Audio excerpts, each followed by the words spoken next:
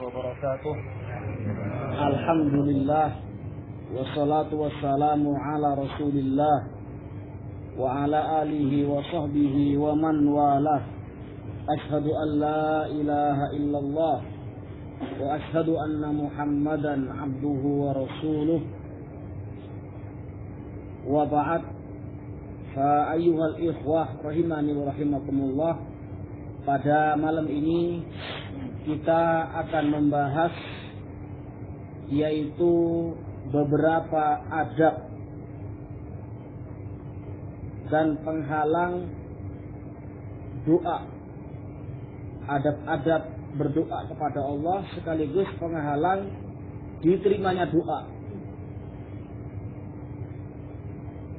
Dan waktu-waktu yang mustajab, waktu-waktu diterimanya doa oleh Allah Subhanahu wa taala. Allah Subhanahu wa taala berfirman dalam Al-Qur'an, "Ud'uni fastajib lakum." Ud'uni fastajib lakum.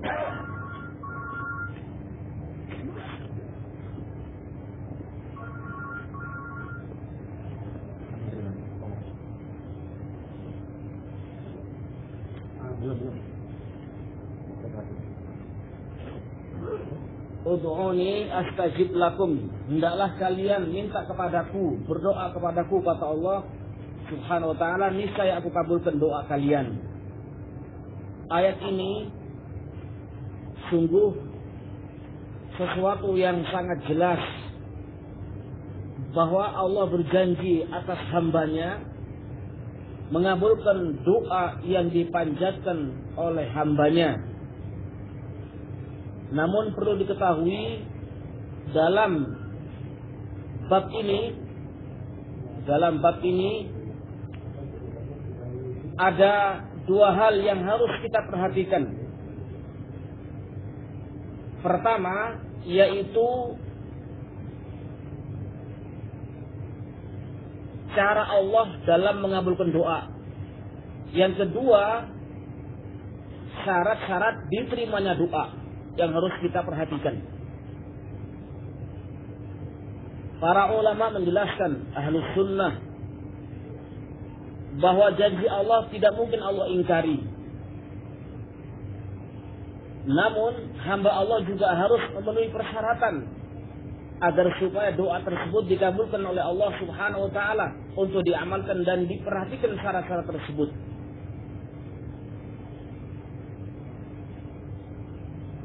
Allah mengabulkan doa hambanya dengan janjinya ud'uni fastajib lakum itu ada tiga cara dalam pengkabulan doa. Cara yang pertama adalah Allah kabulkan langsung atau seketika. Cara yang kedua yaitu Allah kabulkan nanti di hari kiamat.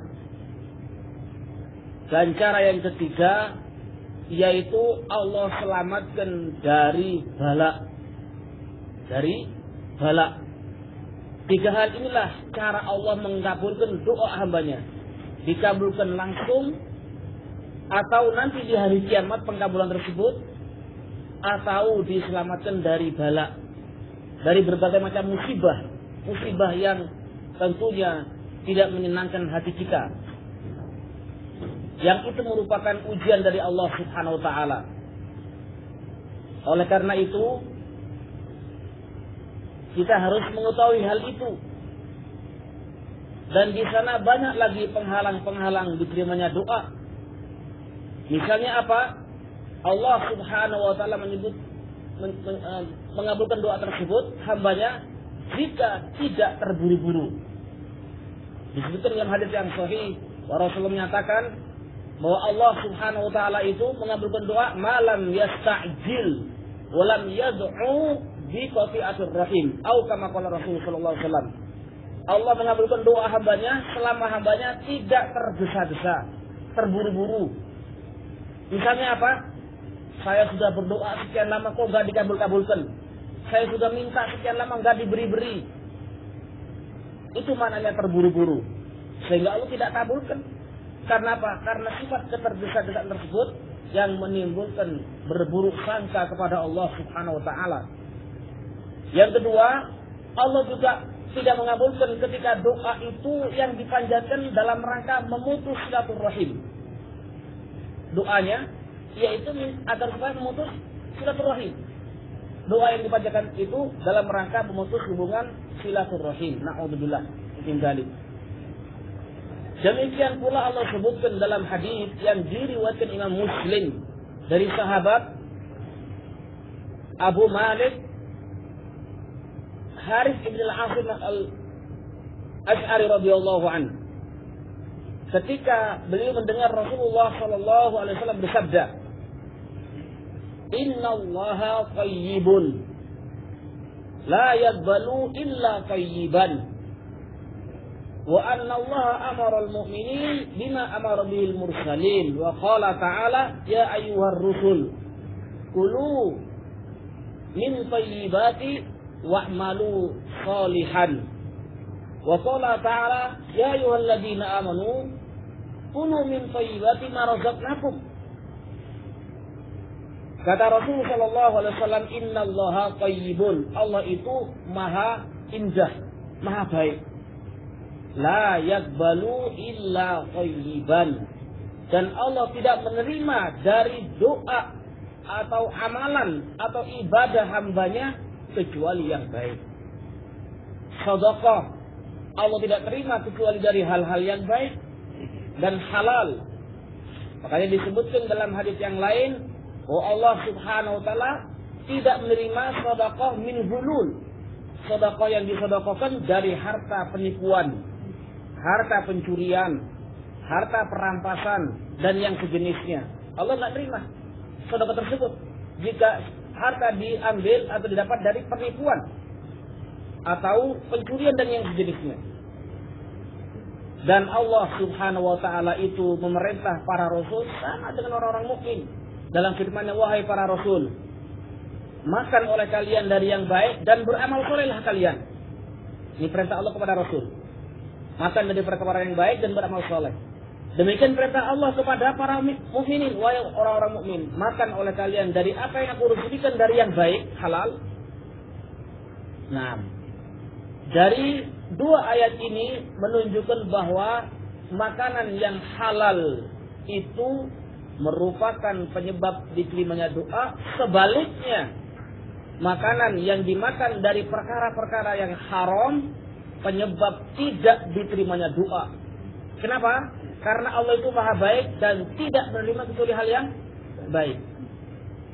Tsumma dzakara ar-rajula yutiru safar akbar as'af yamuddu yadayhi ila as-sama' wa qala ya rab ya rab ya rab wa mat'amuhu haram wa mashrabuhu haram wa malbasuhu haram wa ghudhiya bil haram fa anna istajabu lahu. Rawahu Muslim.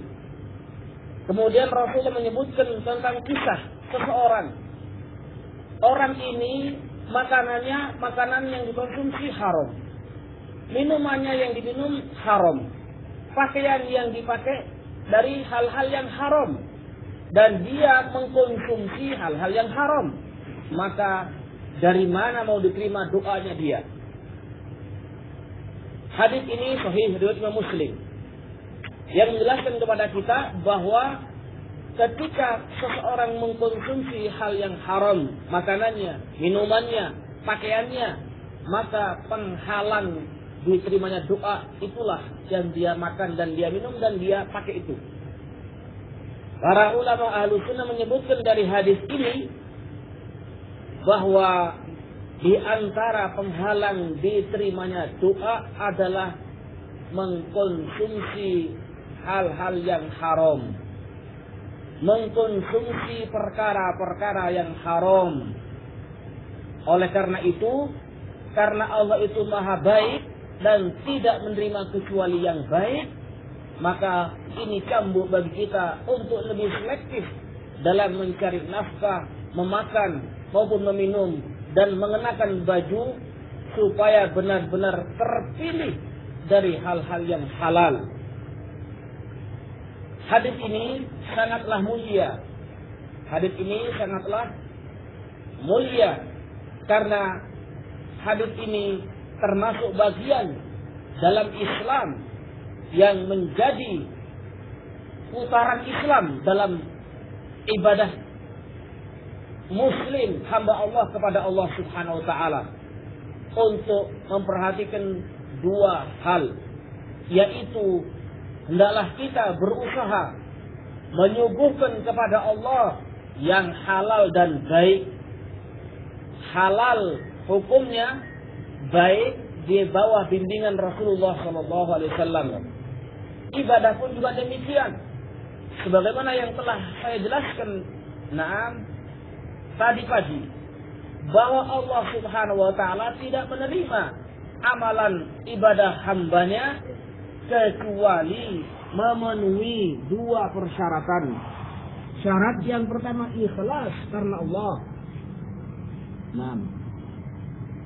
Syarat yang kedua yaitu benar sesuai dengan bimbingan Rasulullah SAW. Ketika dua syarat tersebut tidak dimiliki oleh seorang hamba Allah dalam beribadah, Allah tidak terima. Ikhlas karena Allah dan benar di bawah bimbingan Rasulullah SAW. Yang kedua yaitu ketika amalan tersebut ikhlas karena Allah namun tidak benar, maka Allah tidak menerima juga amalan tersebut. Yang ketiga, amalan tersebut benar sesuai dengan bimbingan Rasul SAW namun tidak ikhlas, Allah juga tidak terima. Hatta yakuna mukhlisan wa sawaban, sampai benar-benar ikhlas karena Allah dan benar sesuai dengan bimbingan Rasulullah SAW. Inilah juga merupakan cermin dari hadis tadi. Oh, Allah itu maha baik, tidak menerima kecuali hal-hal yang baik. Hadirin rahimani wa rahimakumullah, itu yang harus kita camkan, yaitu hendaklah kita berusaha untuk menyuguhkan kepada Allah yang baik dan ikhlas. Baik benar sesuai dengan bimbingan Allah dan Rasulnya, ikhlas karena Allah Subhanahu wa taala. Yang kedua, hendaklah kita menjauh diri kita dari hal-hal yang haram, dikarenakan hal-hal yang haram itu akan menjadi penyebab tidak diterimanya doa seseorang kepada Allah Subhanahu wa taala. Yang berikutnya yang perlu kita ketahui juga dalam kaitan adab-adab berdoa, sesungguhnya beberapa hadis yang menjelaskan kepada kita, yaitu dalam hadis yang sahih Rasulullah menyatakan ad-doa huwal ibadah, doa itu adalah ibadah. Dalam riwayat lain Rasul menyatakan afdalul amal huwad doa, sebaik-baik amalan atau afdalul ibadah, sebaik-baik ibadah adalah doa, berdoa kepada Allah Subhanahu wa taala. Adapun posisi dan waktu diterimanya doa di sisi Allah Subhanahu wa taala, Rasulullah sebutkan dalam hadis dari sahabat Abu Hurairah radhiyallahu anhu bahwa Rasulullah sallallahu alaihi wasallam bersabda, "Aqrabu ma yakunul 'abdu min rabbih wa huwa sajidun fakthirud du'a." Akhrajahu Muslim. Rasulullah menyatakan sallallahu alaihi wasallam bahwa posisi yang terdekat antara Allah dengan hambanya, antara hambanya dengan Allah adalah posisi sujud. Maka perbanyaklah doa ketika sujud, minta kepada Allah. Dan doa yang dalam sujud tersebut Rasulullah ajarkan untuk tidak membaca Al-Quran, karena ada larangan doa ketika sujud yang dibaca adalah Al-Quran. Oleh karena itu seutama-utama doa adalah yang ada di dalam hadis Rasul sallallahu alaihi wasallam. Jika tidak mampu, maka boleh dengan bahasa kita. Boleh dengan bahasa kita. Namun yang afdal adalah doa yang termaktub dalam hadis-hadis yang sahih.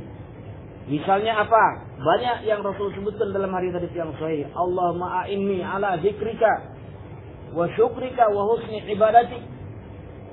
Rasul tuntunkan kita minta kepada Allah pertolongan kepada Allah. Allahumma a'inni ala zikrika, ya Allah, tolonglah aku agar aku ingat kepada Engkau, ya Allah. Dan tolonglah aku, ya Allah, agar aku bisa bersyukur kepada Engkau.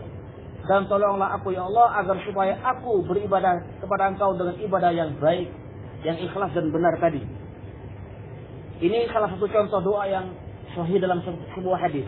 Atau yang lainnya yang telah kita bagikan juga doa-doa kepada seluruh jamaah ini.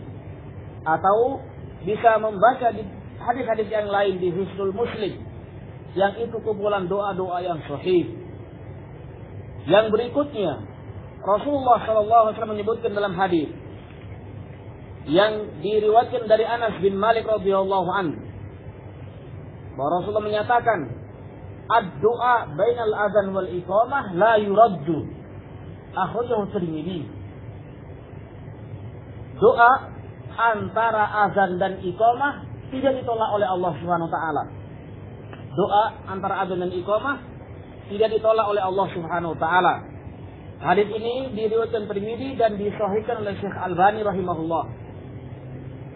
Memberikan pelajaran kepada kita hadis ini, yaitu untuk lebih semangat dan berusaha doa kita itu antara azan dan iqamah.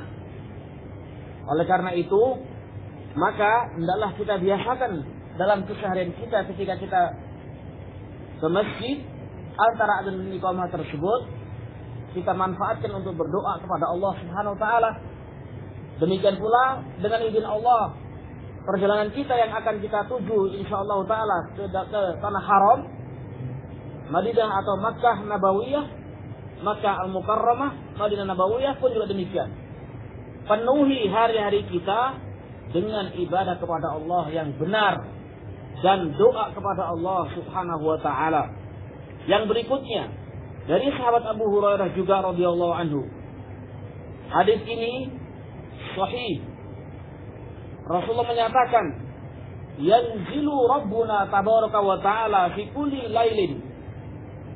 lailatin ila as-sama'id dunya hina yabqa thuluthul lail al-akhir fayaqulu man yad'uni fa astajibu lahu wa man yas'aluni fa u'tiyahu wa man yastaghfiruni fa aghfir lahu. Akhrajahu Muslim.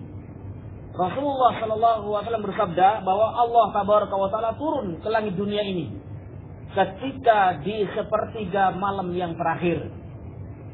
Ketika di sepertiga malam yang terakhir itu Allah turun ke langit dunia ini, dan Allah berfirman, siapa yang berdoa kepadaku aku kabulkan, dan siapa yang minta kepadaku aku beri, dan siapa yang minta ampun kepadaku aku ampuni.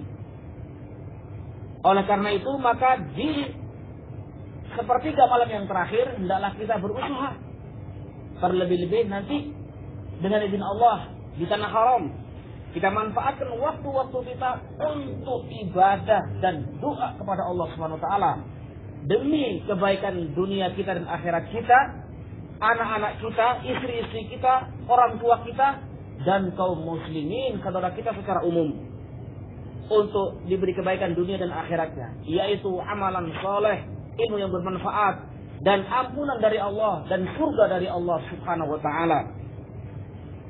Kemudian yang berikutnya dari sahabat Jabir bin Abdullah radhiyallahu anhu, bahwa beliau mendengar Rasulullah bersabda, inna fi lailatin sa'atan la yuwafiquha rajulun muslim yas'alullah khairan min ad-dunya min amri dunya wal akhirah illa a'tahu iyyahu wa dzalika kullu lailatin. Akhrajahu Muslim.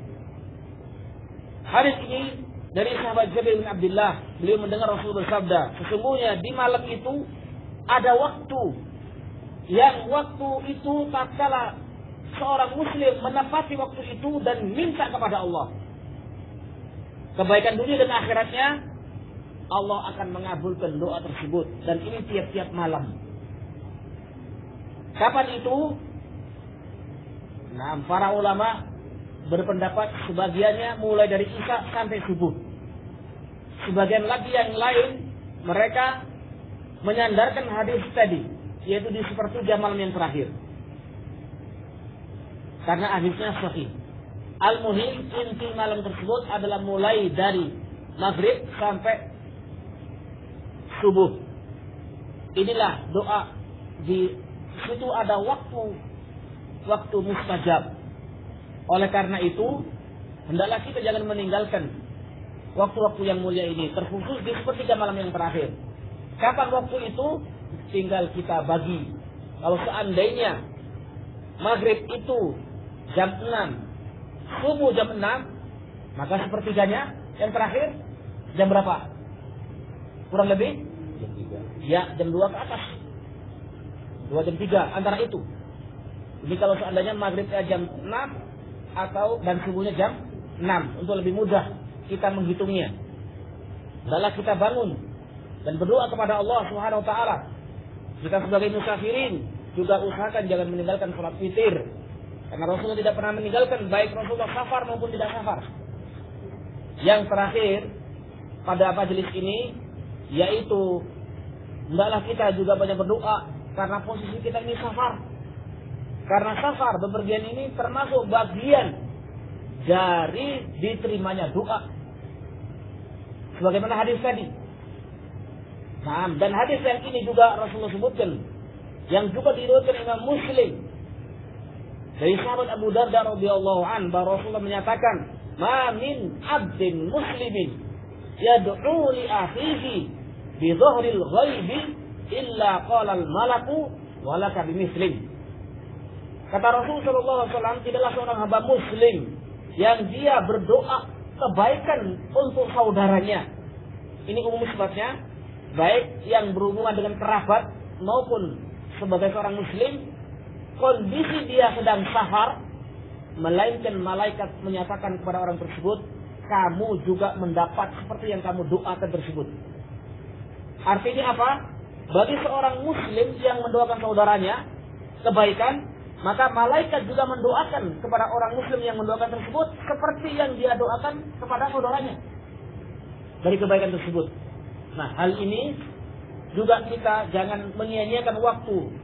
Waktu kita ini hendaklah diperbanyak untuk berdoa untuk diri kita dan saudara kita sama muslim dan kerabat kita yang kita tinggal di Indonesia. Mudah-mudahan di keterangan yang singkat ini bisa mendapatkan faedah kepada kita, dan insyaallah taala besok subuh kita ada kajian dengan materi yang lain, yaitu materi akhlak. Materi akhlak. Nah, pentingnya sabar dan pentingnya berakhlak meniru Rasulullah sallallahu alaihi wasallam. Insyaallah besok subuh kita akan ketemu di sini dan kita akan bahas kembali tentang bagaimana akhlak Rasul dan keutamaan sabar. Wallahu a'lam bishawab. Itu yang bisa kita sampaikan. Tentunya kita akan buka pertanyaan secara umum, terlebih berkaitan dengan materi yang kita bahas tadi. Subhanakallahumma wa bihamdika asyhadu an la ilaha illa anta astaghfiruka wa atubu ilaik. Wassalamualaikum warahmatullahi wabarakatuh.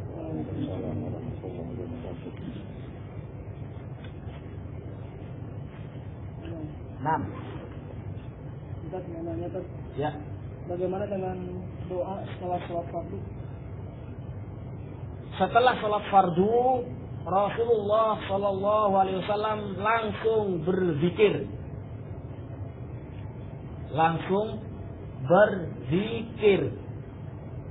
Nah, apa yang dilakukan oleh Rasulullah ketika setelah salam? Ada dua riwayat, ada dua keterangan para ulama ahli sunnah. Sebagian menyatakan Allahu Akbar membaca 3 kali, sebagian menyatakan Astaghfirullah 3 kali. Kemudian seterusnya zikir-zikir yang syar'i. Mudah-mudahan di dalam zikir itu ada juga unsur doanya. Ya, Anda. Nah, misalnya apa? Hadis tadi. Nah, yaitu keutamaan membaca Allahumma a'inni ala zikrika wa syukrika wa husni ibadatik. Ini termasuk bagian daripada doa kandungannya. Itu kata Syekhul Islam Ibnu Taimiyah rahimahullah, letak bacaan ini bisa sebelum salam, akhir bisa setelah salam. Allahumma a'inni ala zikrika wa syukrika wa husni ibadatik. Ya Allah, tolonglah aku untuk mengingat Engkau, dan tolonglah aku untuk bersyukur kepada Engkau ya Allah, dan tolonglah aku agar baik ibadahku. Itu bermakna apa? Doa. Hanya setelah sholat fardu itu yang sunnah, yang syar'i adalah berzikir seperti zikir Rasulullah sallallahu alaihi wasallam. Naam. Ya.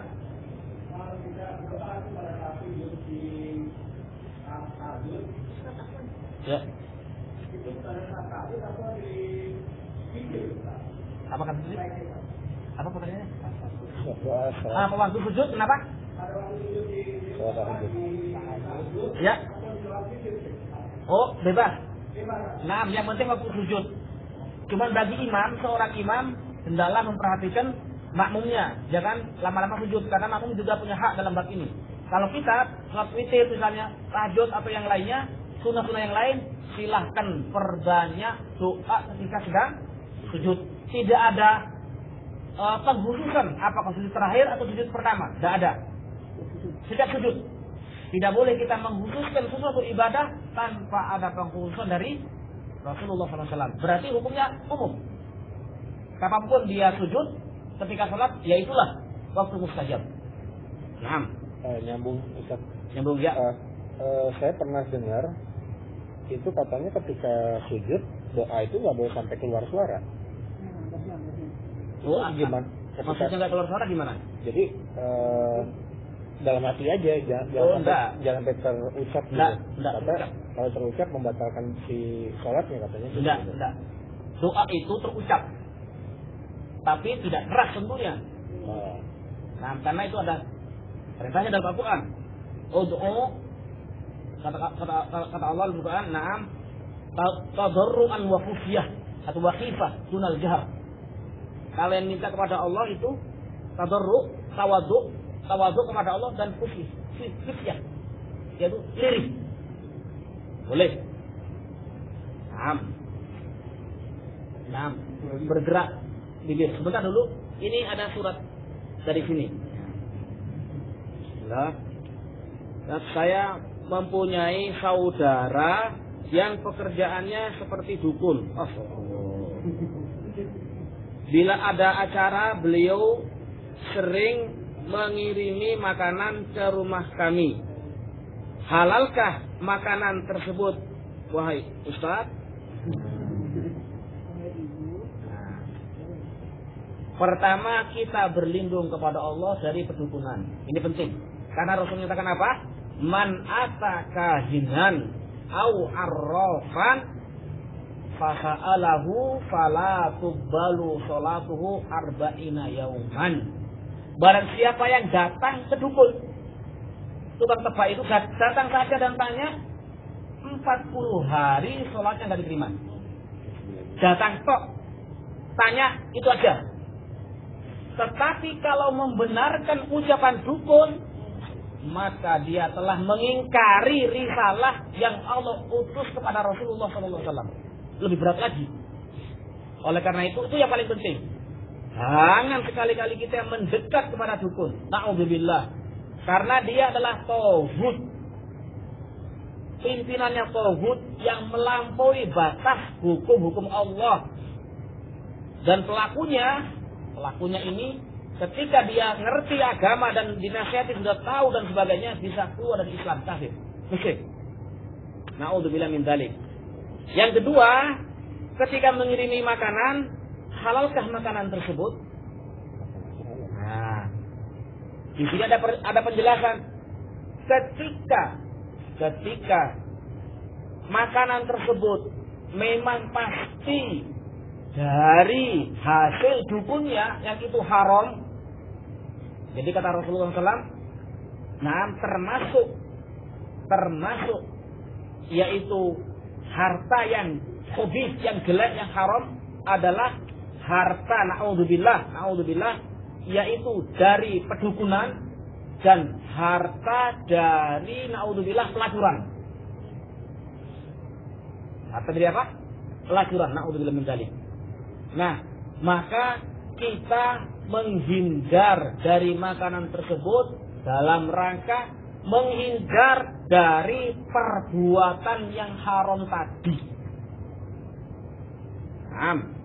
Jadi kita tolak dengan cara yang baik jika memang makanan itu dari hasil dukun. Dengan cara yang baik nolaknya. Syukur-syukur dia bisa nasihati. Bahwa praktek dukun ini haram dan sebagainya dengan cara yang baik. Itu jauh lebih mulia bagi dia. Jika itu jelas dari hal itu. Wallahu a'lam. Yang lain, Bapak silakan.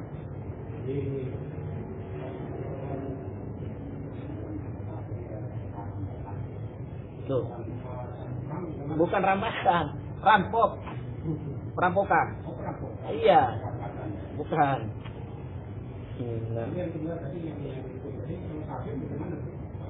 Tergantung. Tabib ini, tabib dalam pengertian bahasa Arab adalah bukan mengobati, atau tabib dalam pengertian yang menggunakan pembantu dari jin. Ini penting. Kalau tabib herbal yang dia belajar herbalis dan secara syar'i nggak ada bantuan jin dan yang lainnya bacaan-bacaan khusus, nggak boleh. Tapi kalau tabib urusannya kaitannya dengan meminta bantuan jin dari yang jenisnya naudzubillah haram. Boleh. Dua juga labas. Hah? Ya. Oh, nah. Itu dukun istilah orang Indonesia. Itu bukan dukun dalam pengertian yang terlarang. Dia membantu untuk melahirkan. Itu tidak ada masalah selama dukun tadi itu tidak minta bantuan jin. Wang misalnya atau apa dibaca. Nah, dan menghadirkan jin tidak boleh. Tapi kalau dia membantu sebagaimana dokter atau bidan, maka yang demikian labas. Ya. Tapi dia malah lebih pintar bisa daripada bidan. Kenapa? Karena kata orang Arab, halil mujarrib wala tas'alil tabib. Kamu kalau tanya itu kepada orang yang pengalaman, jangan sekedar ijazah kedokteran. Jadi hancur kalau hanya sekedar ijazah yang diandalkan. Tapi kalau pengalaman, itu guru yang paling mahal. Ya kan? Ya, Masya Allah. Ya, boleh. Ya. Ya. Sebaiknya dihindari dalam rangka mengingkari kebid'ahannya itu. Bukan zatnya yang haram, tapi menghindari di sini kita menolak karena acaranya itu bid'ah. Karena itu. Karena bencinya kita kepada kebid'ahan tersebut. Wujud kita sebagai ahli sunnah tidak setuju urusan bid'ah dan syirik. Dengan cara yang baik, mohon maaf, acara yang kami kerjakan tidak ada tuntunan Rasulullah SAW, kita tidak berani.